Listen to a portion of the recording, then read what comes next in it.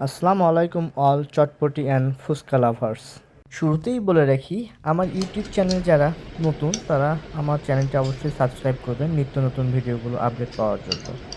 আমার ইউটিউব চ্যানেলের বিভিন্ন রেস্টুরেন্টের মজার মজার খাবার দেখে আমার এক বড় আপু আমাকে বলল যে রেস্টুরেন্টে এত খাওয়া খাও, তো একদিন আমার বাসায় এসে আমার হাতের চটপটি এবং ফুচকা খেয়ে দেখে আমাকে জানাও যে আমি কেমন চটপটি এবং ফুচকা বাসায় বানাতে পারি।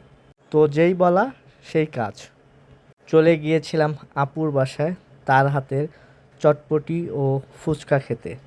আচ্ছা, চটপটির সামনে গ্লাসটি দেখে আবার অন্য কিছু ভাববেন না, এটা বাসার বানানো পিওর টক। চটপটির সম্পূর্ণটাই আপুর নিজের হাতে বানানো, আর ফুচকা হচ্ছে দোকান থেকে রেডিমেড কিনে বাসায় ভেজে হচ্ছে ফুচকা মেক করেছিল। তো হোমমেড খাওয়া তো ভাইয়ারা আসলে হোমমেডই, এটার আসলে কোনো রেটিং হয় না। আজ এ পর্যন্তই, ধন্যবাদ সবাইকে।